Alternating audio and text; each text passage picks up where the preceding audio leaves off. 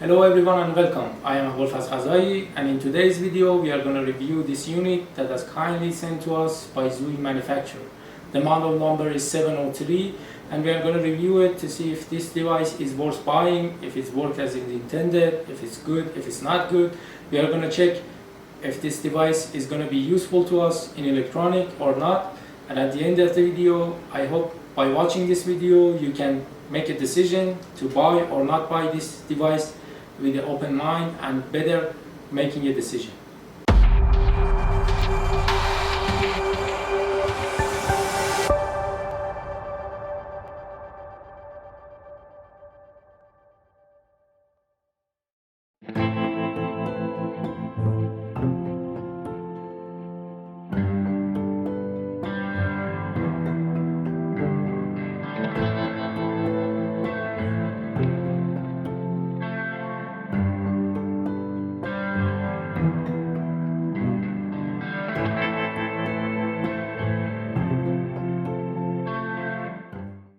Alright everyone, we just watched the unboxing part of this tool. Now we are going to use it for the first time. Before we can use this oscilloscope for the first time, or any oscilloscope for this matter, we need to calibrate the probe, and calibrating the probe is a very easy process, but we have to do it in order to show a really good signal, a correct signal on the display of our oscilloscope.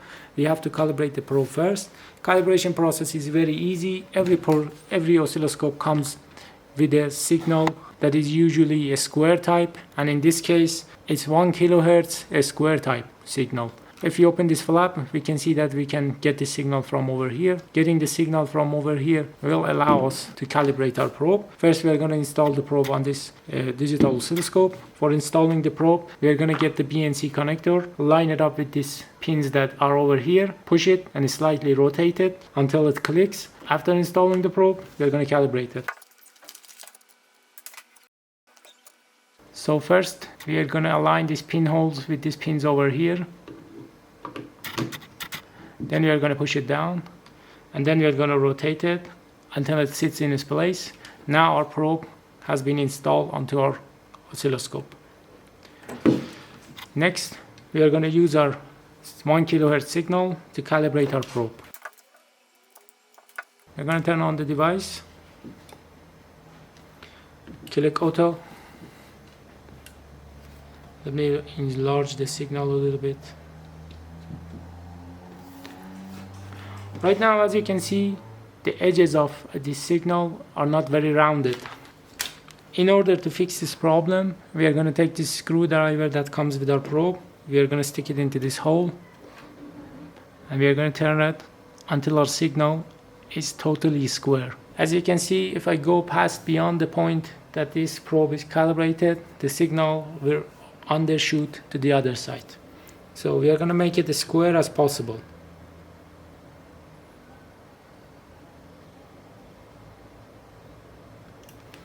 After our signal is totally square, our probe has been calibrated and is ready to see some signals with this oscilloscope.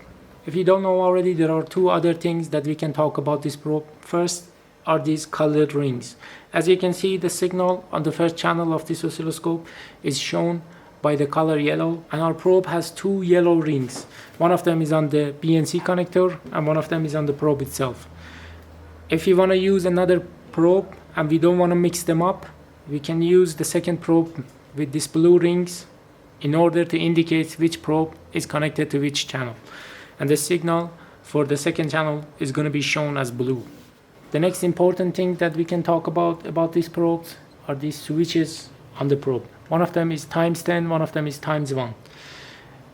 As you know, the logic of any oscilloscope is a very low level signal.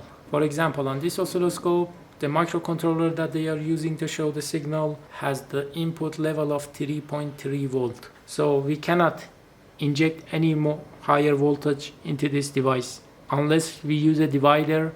That divider is going to provide us with a lower level of voltage at the output, so we can see a higher level signal on this oscilloscope. In order to see a high level signal with a voltage beyond the capabilities of logic level of microcontroller inside this device, there are dividers inside and outside this oscilloscope. One of the dividers is inside this probe, and if we take a look at the documentation for this probe, we can see that on ×1 there is a 1 meg resistor inside this device, and when we switch to ×10, that resistor is going to become 10 mega, and there is a 1 mega resistor inside the device, and these two resistors together we will form a divider, voltage divider. This voltage divider will allow us to inject more voltage to the probe without this device getting burned. As you can see, maximum input voltage on ×1 is 150 volt RMS, and on ×10 it's 300 volt RMS. So if you want to measure higher voltage, we can switch to ×10. While we are using this probe for lower signals, we can use ×1, but for majority of works you can leave it on ×10 and everything is going to be fine.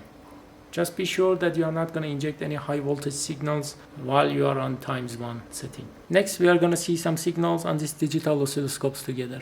Alright, now we are going to check the bandwidth of this oscilloscope. The manufacturer claims that this oscilloscope has a bandwidth of 50 MHz, but I clearly doubt that number. They usually put a higher number. We are going to test it to see if we can reach that bandwidth or not. In order to test the bandwidth of an oscilloscope, we need a signal generator capable of generating a higher signal. Right now, this signal generator can generate a signal up to 160 MHz. We are going to set it into sine mode and amplitude of 10 volt. We are going to measure the voltage shown on the display. Whenever the voltage on the display of our oscilloscope drops 3 volt, it has reached its bandwidth. Right now we are injecting a 10 volt signal. Whenever we show the signal goes to 7 volt, we have reached the bandwidth. Otherwise, whenever the signal gets jumpy and it's not stable anymore, we will decide that the bandwidth of that oscilloscope is around that place. Right now I'm going to zoom so you can see the picture a little bit better. I will increase the signal until we reach the bandwidth of this oscilloscope now.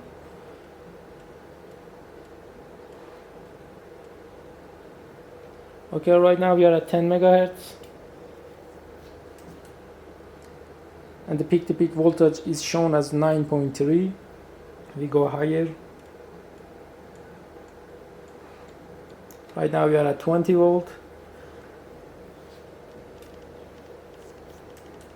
Peak-to-peak voltage is shown as 9 volt. We go higher. Right now we are at 30 megahertz. Peak-to-peak voltage is shown as 8.5.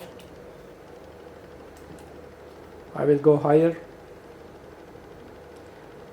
Right around 34 megahertz. This is the bandwidth of this oscilloscope. Right now, as you can see, the signal is very jumpy. The peak-to-peak voltage is shown higher, but the signal is not stable at all. So we will decide that this 33 megahertz is the actual bandwidth of this oscilloscope, and anything higher will be distorted. So as you can see, it cannot reach 50 megahertz, but it's good up to 33 megahertz, which is very impressive for a device at this price range. For any other type of signal, I have tested this oscilloscope up to 5 megahertz. As you can see, we can generate a square wave up to 5 megahertz and there is no problem with it. But if we go past 10 megahertz, signal will get distorted and it doesn't look like a square signal anymore. So up to 10 megahertz for square signal, it's acceptable. For ramp, it doesn't have any problem for ramp. My generator is capable of 4 megahertz for ramp. For pulse, noise, this type of stuff. So technically for any type of operation up to 5 megahertz, up to 10 megahertz, this oscilloscope doesn't have any problem. Right now I'm going to perform another test. I'm going to connect both of the channels and I'm going to see how well they perform if both of the channels are active at the same time. Okay, right now I have connected both of the channels to this signal generator and I'm gonna generate different signals, and as you can see, both channels can reach up to 5 or 10 megahertz without any problems.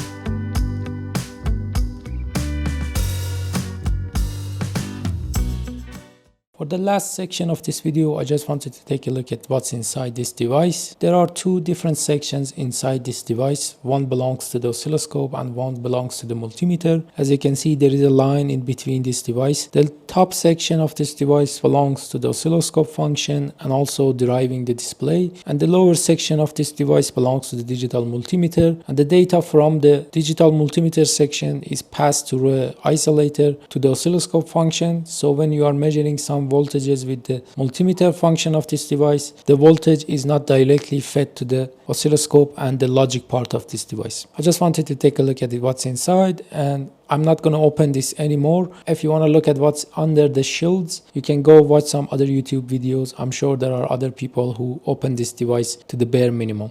Alright everyone, as you saw in this video, we have done multiple tests on this device, and most of the tests that we have done with this device have come with good results.